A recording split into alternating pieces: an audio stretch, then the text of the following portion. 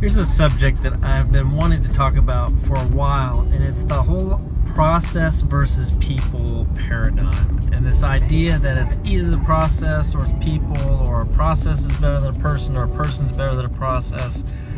And you cannot disintermediate the two.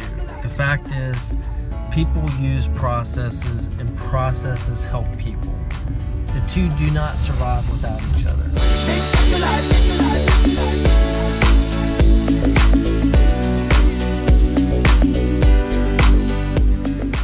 In the work I do with clients, we're almost always changing some kind of process, getting rid of a process, adding a process. Like, we deal with processes all day long, every day. And one of the things that always happens, well, no, it doesn't always happen, but it happens a lot, is that there's one person in the chain that'll have to use the process that balks at it, that decides, this isn't worth my time. They go back to the old way of doing things. And that can be very disruptive, because in every single process, there's usually a person that's key to making that thing happen. And the process won't survive without the person. And the person can survive without the process, which puts you in a difficult situation as a manager. One of the things you could do is you could just give an ultimatum. You could say, follow the process or else. There's a whole video on ultimatums and how I really believe that they're indicative of poor leadership. So I don't recommend ultimatums. What I would recommend is getting a little bit introspective in why the process is being changed or put into place in the first place. The truth is that most processes exist so that the business function, whatever it is you're trying to accomplish, can work for everybody.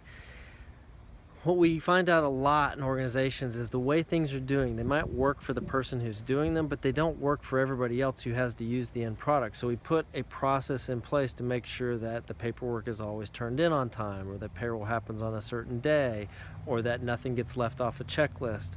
And the person who has to do that little bit of extra work, or who has to change the way they're doing things, they don't like that because the old way was working just fine for them. And they fail to see how this really had to change because it wasn't going to work for everybody else the way things were going.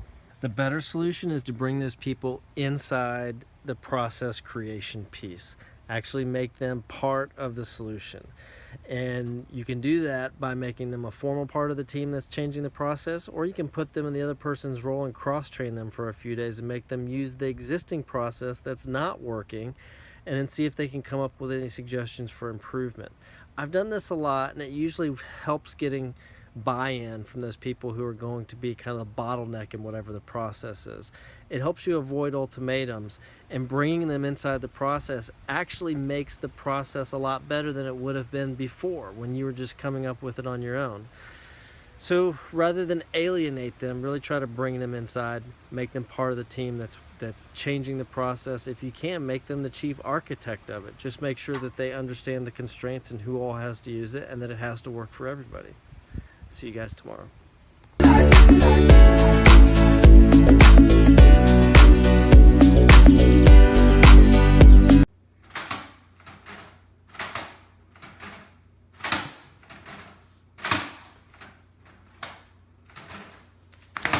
Elise.